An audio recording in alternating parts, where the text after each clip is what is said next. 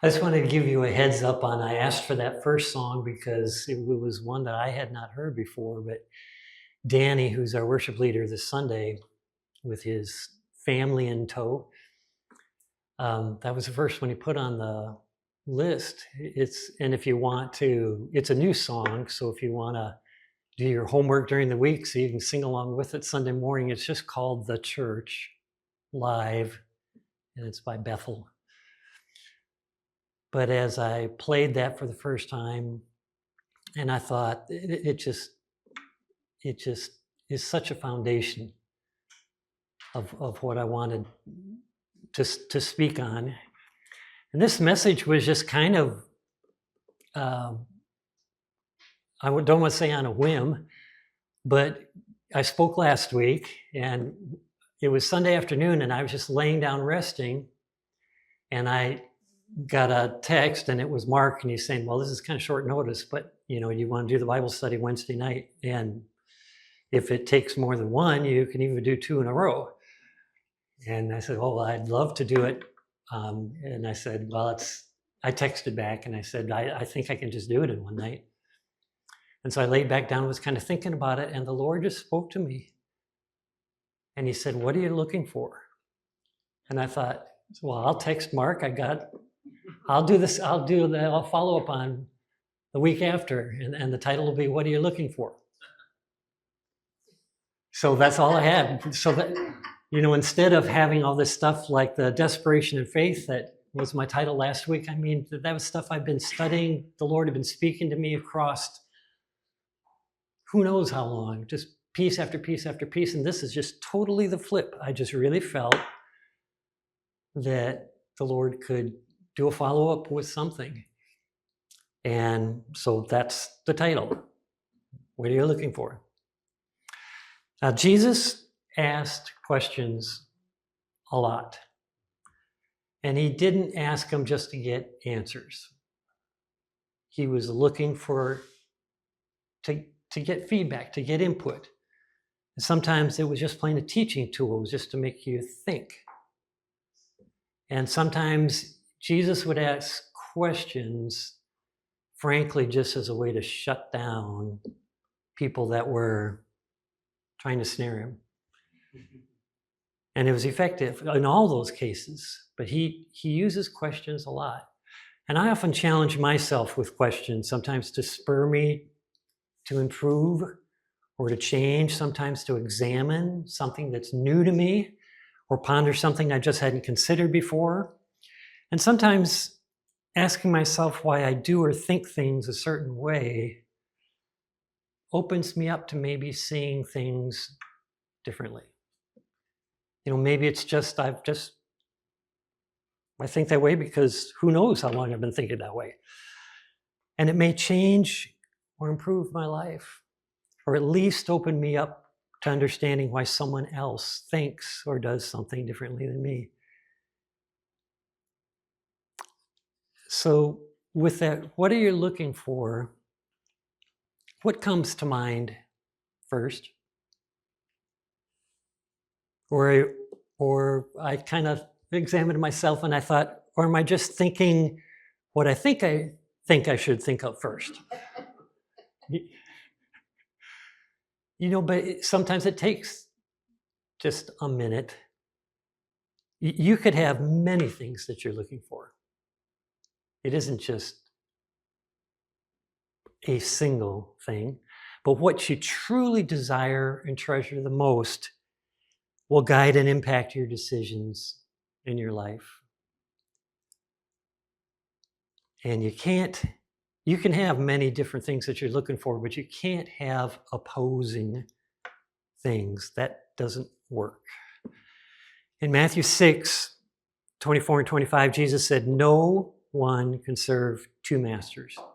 Either he will hate the one, love the other, or he'll be devoted to one and despise the other. You cannot serve God and mammon, which was just an Aramaic word for wealth. For this reason, I say to you, do not, and this to me is kind of foundational that I kind of want to be what is undergirding my thoughts tonight. He says, for this reason, this is Jesus speaking, I say to you, do not be worried about your life, what you will eat or what you will drink, nor for your body what you will put on. All that stuff is necessary, but the key word there, what he's talking about is don't be worried about it. Or another way I thought about that is don't be focused on that. Is life not more than food, and the body more than clothing? And then going down to verse 33, but seek first his kingdom and his righteousness, and all these things will be added to you. I can't tell you how many times in my life I have laid aside thinking how much I needed or wanted something, and maybe felt like I wasn't getting it, and that totally bubbles up from thinking. If you are thinking that you're not getting what you want, what you deserve, and you start dwelling on that, it kind of makes you miserable. So what I've learned to do so many times is just turn that off and instead focus on what I could do for others. Because when you start dwelling on thoughts, something that you think you're being deprived of, you're not getting enough of, it just, those thoughts are like, they're self-feeding. And all of a sudden, you've convinced yourself way beyond reality. But when I started doing that and just forgetting about me and focusing on others, I can't tell you how many times I've been just amazed that the very thing that I let go of, any worry or focus on, just came pouring into my life. And it's really, truly a humbling thing, because you think, this was our Creator that said, don't worry about it. God will take care of you.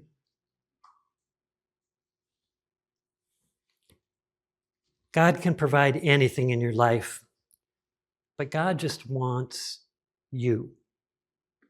He wants to touch others through you. And God can do anything, but if you want to be a part of it, you're the one that has to let Him. All power in heaven and on earth is His, and we are just privileged to be a conduit that He pours that through. So as I start to explore with what we're looking for, the question I'm going to start with is kind of a follow-up to last week's stories about desperation and faith. You remember the two stories? There was the woman who had the issue of blood for 12 years. You had the leader of the synagogue who had a 12-year-old girl who was at the point of death. And there's one thing that stood out to me about those two stories when I looked at them last week, that the woman, the issue of blood, and the father with the young girl that was dying, how the Lord responded to their faith. In both cases, they received the miracle the way they had chosen to believe. The woman decided if she could just touch the edge of his garment, she knew she would be healed. It's clear she didn't want to draw attention to herself. She just wanted to be healed, and she knew it would happen. That was faith. But God responded to that faith, healing her just the way that she chose. It was her idea. When Jairus came to Jesus, he pleaded, "Come lay your hand on my daughter so she will be healed." He wanted Jesus to come and lay his hand on her. So when Jesus came to his daughter who was now lifeless, he took her hand in his hand, and she was raised back to life, just the way that Jairus had believed for. So those were miracles. That was the true point of all that. But was he also teaching us how much he delights in responding when we come to him in just simple faith, trusting in the one who loves us more than we'll ever know? So think about it. What are you looking for? Do you need a healing? How do you see it happening? How do you see it happening? Jesus healed so many different ways. It didn't matter what he did. He touched, he spoke. The one time where the centurion said, "I'm not worthy for you to come to my house. Just speak the word," because he knew authority. So how do you see it happening? If you see it happening, healing, or it could be anything, do you know it? Know it will happen. And then the next question, do you always get what you want? And I thought that kind of the corresponding and important question to frame it also is, if you're questioning if you always get what you want, then flip it a little bit. Do you always give what you're asked? When I was a teenager, and this was before I gave my life to the Lord, I had a friend who got a motorcycle. So I was a teenager. I thought it was cool. I wanted one. My mom said I was not getting a motorcycle. Smart woman. Yes, you're a mother. You can totally relate to that. So my grumbling response, I need a new mother. Does that kind of sound like a teenage boy who doesn't know the Lord? And boy, am I ever glad I was wrong. I don't know how many things I was spared because I had a caring mother. And at that point in my life, it would have been a wreck, probably literally, if I had gotten a motorcycle. So first off, it didn't take me long to be very grateful to have my mother and not have a motorcycle. So I just want to go on to, in the James 4, verses 2 and 3, it says, you do not have because you don't ask. You ask and you don't receive because you ask with the wrong motives, so that you may spend what you request on your pleasures. So in other words, that question, that was a few different answers to why you don't always get what you want. But with that whole idea about you're asking the wrong way, because it expands from just what are you looking for, it's kind of why. Because you might be looking for something good, but why?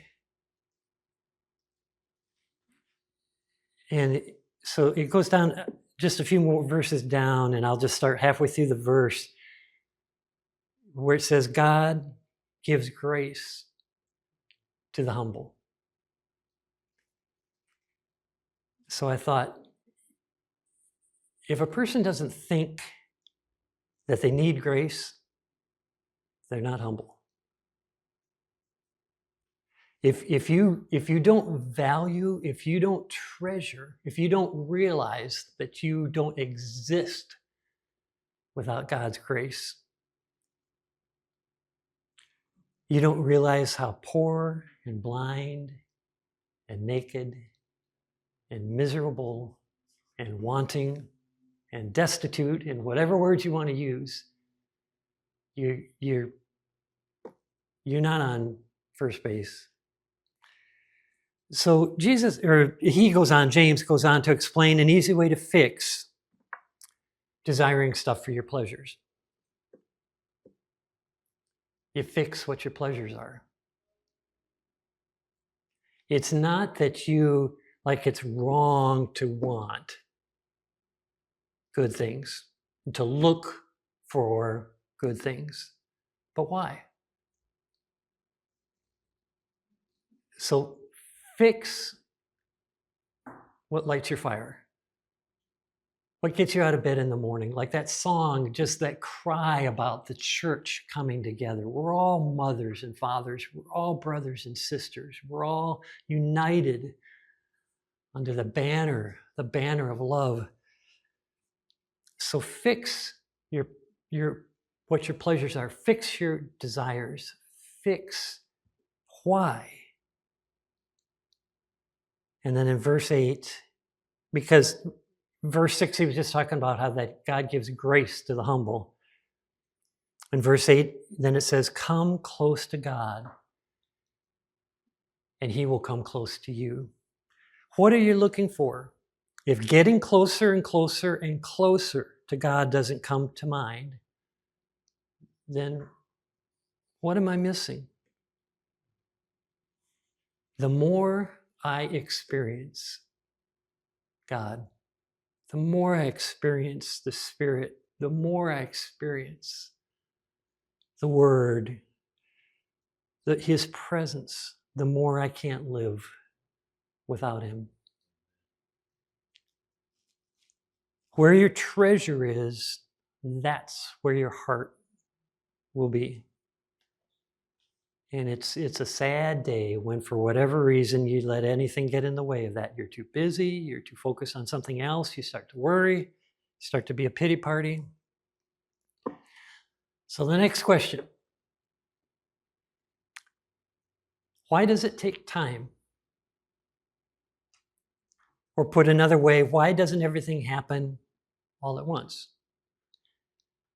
When you know it's good, like I think of back to Daniel's day when he read and saw that it had been promised 70 years in captivity, and he just committed himself to seeking the Lord.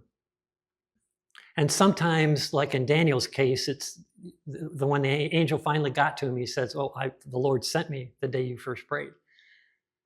But there was opposition that hindered. There can be many reasons why it takes time, but I want to focus it more on just my own issues. So I want to ask a question. When you have desired something of the Lord, have you ever finished your request with, but please don't do it now? If we desire something, it's usually we want it now, or yesterday would be okay too.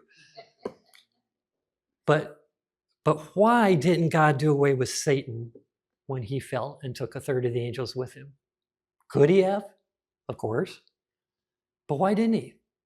Why didn't he just do away with Satan and all that rebellion, all that trouble? Put it away. But I thought, what better way? Satan's sin was pride.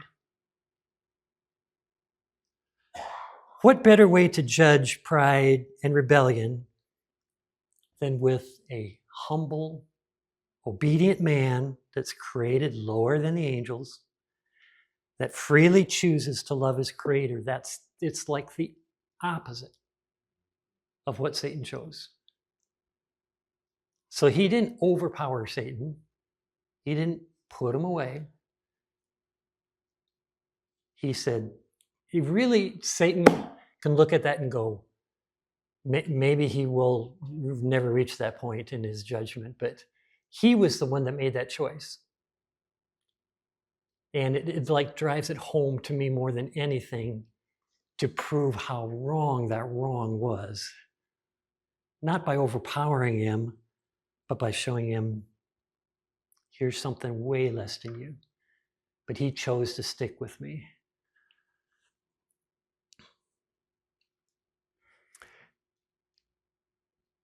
The older I get, the more I value things that have developed over time. When I decided I wanted to spend the rest of my life with this sweet girl named Maxine, I was so convinced I loved her. I wanted to spend the rest of my life with her. And I was only partly correct. I had only started to love and appreciate her. I mean, I truly loved her. I wanted to spend the rest of my life with her. So now, after almost 50 years of marriage, I can't measure how much more I value and treasure, and that's because of time. I didn't lack anything, but boy, I sure gained more and more. And that to me is one of the things that time produces. And I can say the same thing about my walk with God. When I gave my life to Him, I felt like I came alive. My life, though, had just started. And it's very easy to say the longer I serve Him, the sweeter He has grown and grown and grown. So I'm going to go back to James again, James 5, 7, and 8, because I think I looked at this a little differently in this context. He says, therefore be patient, brothers and sisters, until the coming of the Lord. The farmer waits for the precious produce of the soil, being patient about it until it gets the early and the late rains. You too be patient, strengthen your hearts, for the coming of the Lord is near. Is it going to do that farmer any good to worry about it? He plants a seed in the ground. That ain't going to make a bit of difference. It's going to make him miserable. But he did his job. He planted the seed, but it takes time.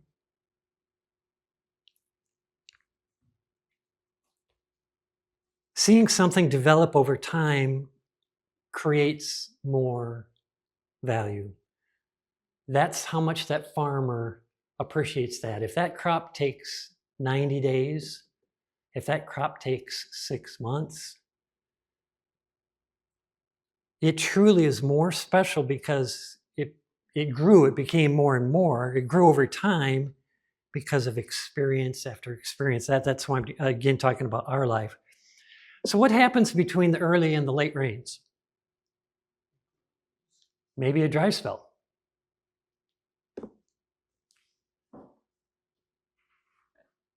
So maybe the dry spell makes the roots go a little deeper to seek moisture.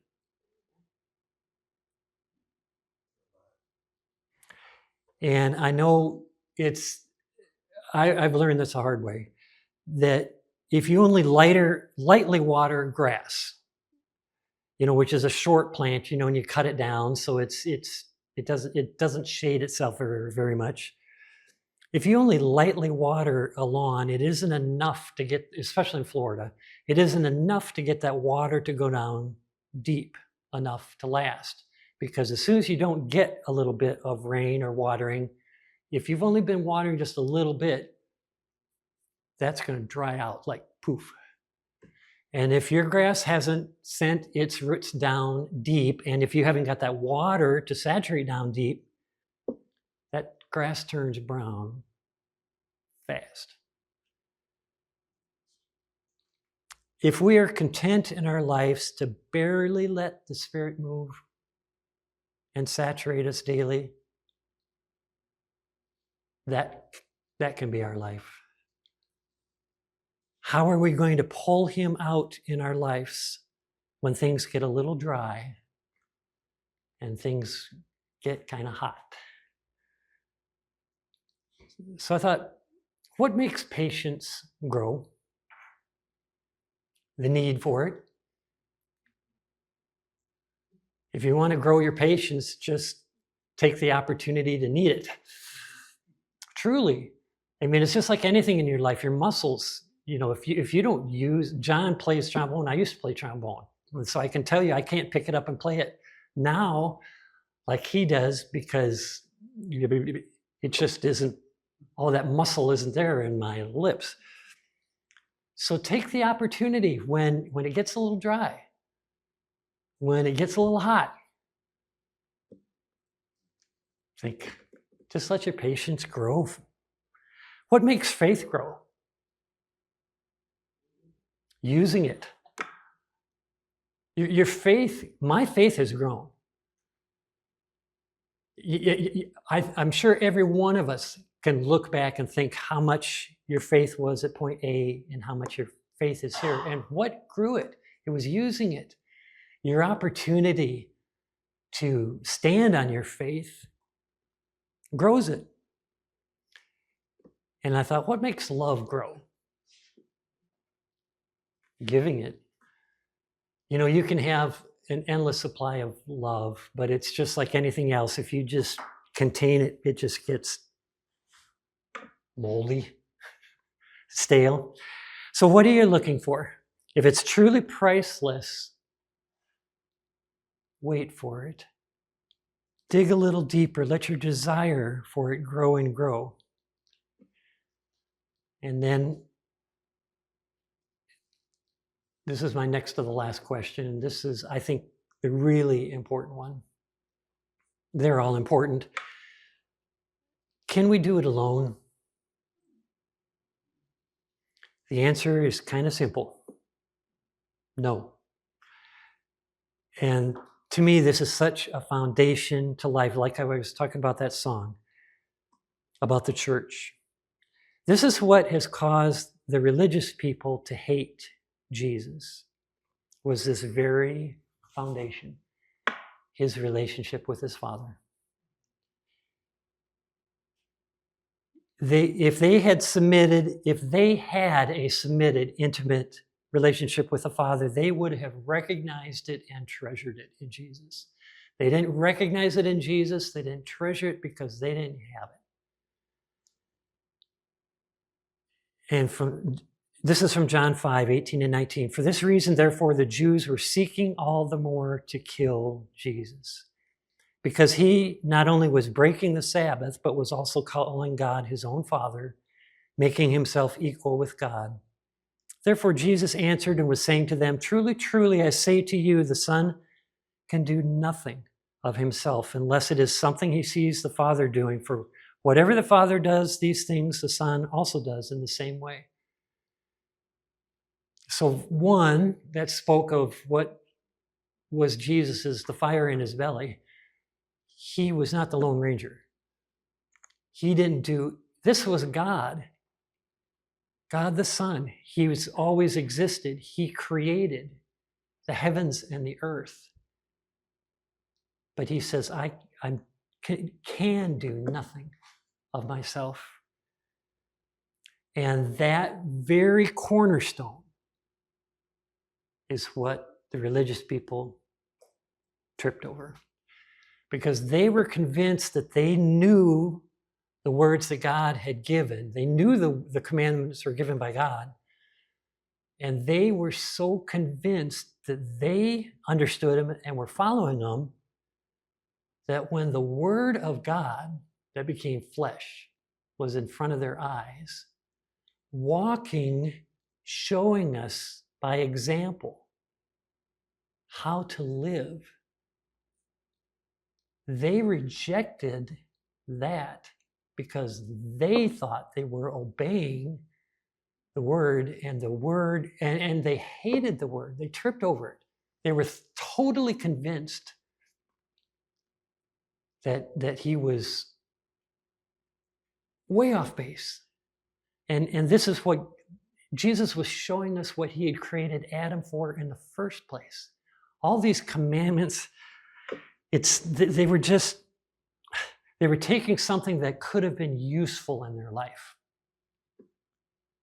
It could have pointed the way to the Word of God walking right there, God walking in their midst, showing them. But they just got hung up on their own ideas.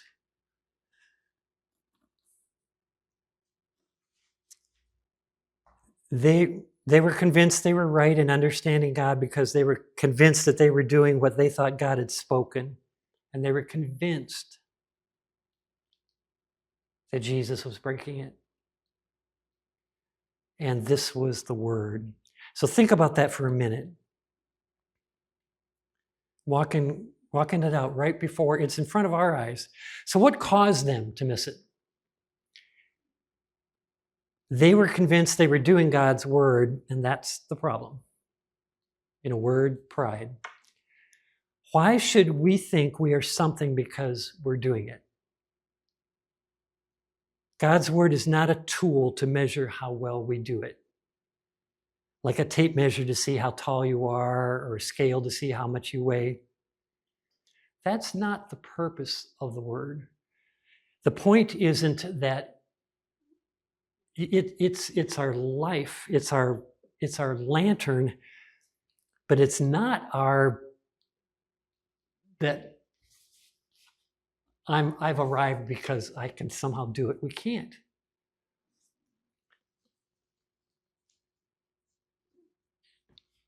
When you realize how much it hurts to be separated, well, I guess I'm going to back up just a little bit. It should have been painfully obvious that we can't do life without him. And I truly mean painful. When you realize how much it hurts to be separated from him, then you're on your way to realizing how much you need and want and love him. Like I think of that beautiful book in the Bible, the Song of Solomon, that love song. It is so unlike all the rest of the books in the Bible. But yet, and you have both sides of that. You've got, she just is treasured being in his arms, being in his presence. They're both speaking such words of adoration and love to each other. And then she sees him and doesn't respond right away, and then he goes to look for him and he's gone. And she feels that separation. When you can not only cherish, and like I said before, the more that the closer I walk, and the more I walk with the Lord, the more I just treasure it. But it also, it's that pain of, and it doesn't have to be just pain. It can be as simple as Maxine goes uptown to go to the grocery store. Well, I sure am glad when she gets back. Well, for one, I'm glad she goes up there so I don't have to. But that even if it's a brief separation, it just makes you so glad when you walk in the door and your kids come running to you when you're a young father, etc. That it just, you can leverage when you feel separation. You can leverage, whether it's with the Lord or whether it's when you don't feel that you're connected with your brethren. When you feel like there's tension, when there's stuff, let that displeasure, let that pain, let that discomfort motivate you. Let that help to focus what you're looking for. So here's another thing to think about.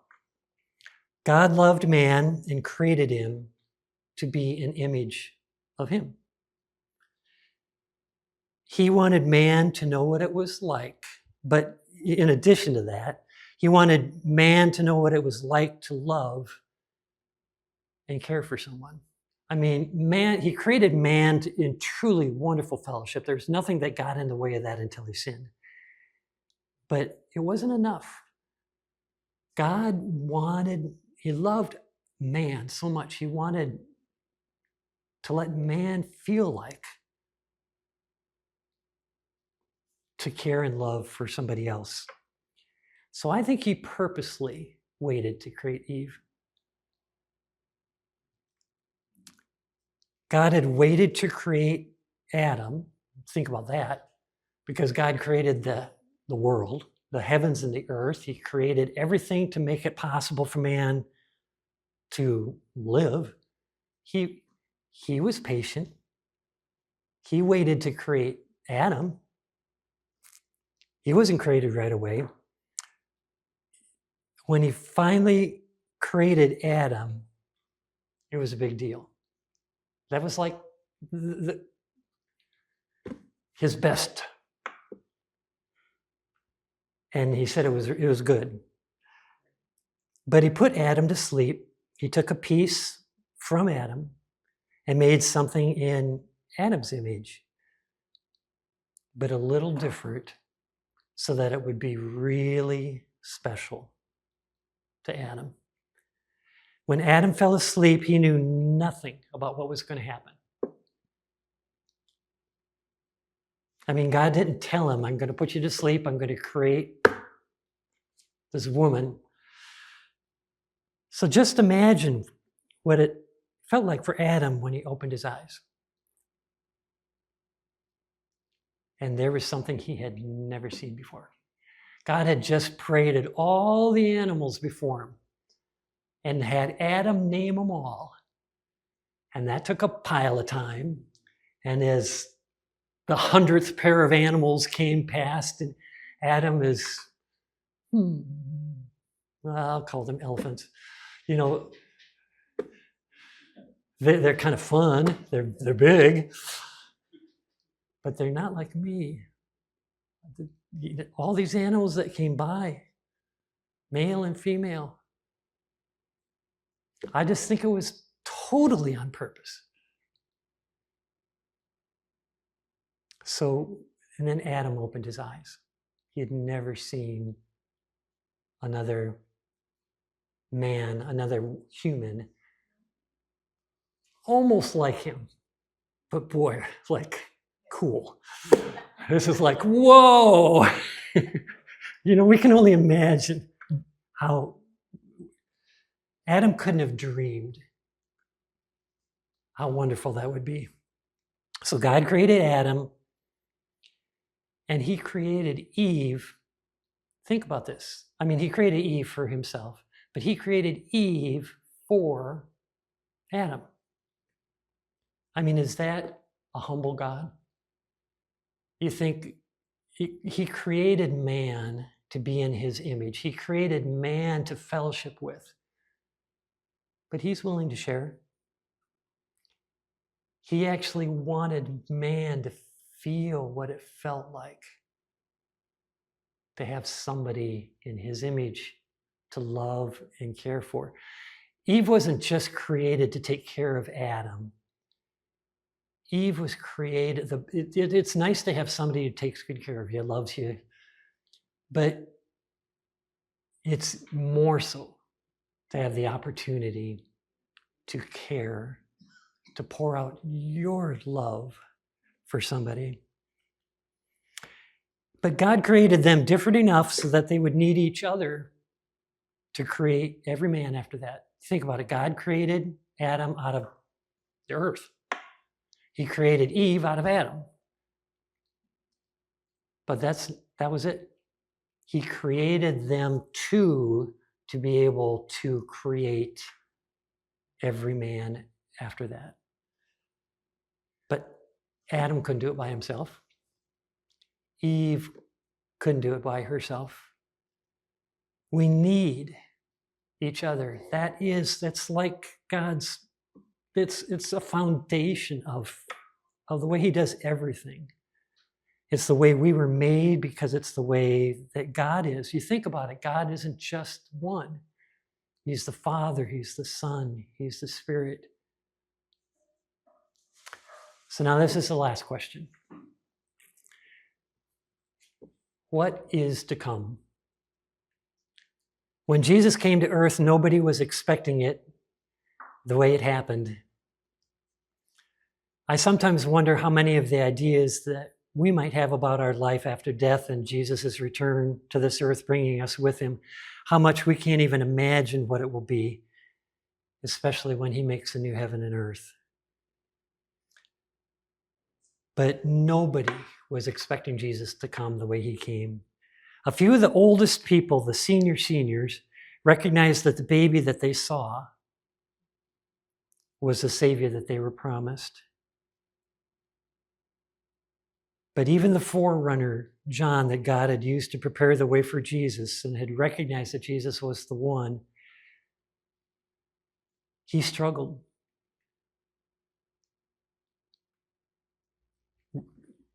he struggled with reconciling his expectations with the way that Jesus actually ministered.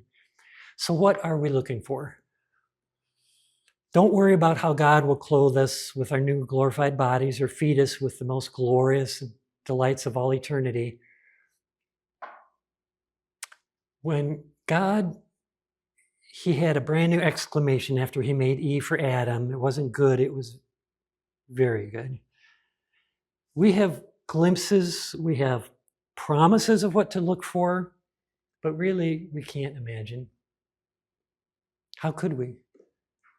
It will be exceedingly abundantly, way beyond anything we can think. But it will be very, very, very good because it will be God. And it will be extra special because we have waited for it. And so has God. Jesus finished the work he was given to do, and we still have our work to finish. And that is what God is looking for. That's our job. He's waiting for it. God is looking for that church, that unity, that people, that bride of his. But God doesn't let what he's looking for.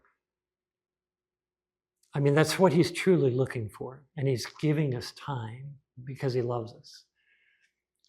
But he doesn't let what he's looking for get in the way of the day-to-day things that we need. Think about that. When Jesus, with the 2 stories last week, when Jesus came off that boat, Jesus knew what was driving him. He knew what he was looking for. He knew what he was on this earth for. But in a way, he was looking for, out of that crowd, was there going to be one that was going to reach out and touch him? Was there going to be one that would come running up to him and fall right before him and say, I need you. Come touch my daughter and she'll live. So we can do the same thing. Don't let our concentration on what truly matters, what we're really looking for, to become that perfect bride. And God all wraps it up. Don't let that get in the way of being useful to bringing that about. Thank you.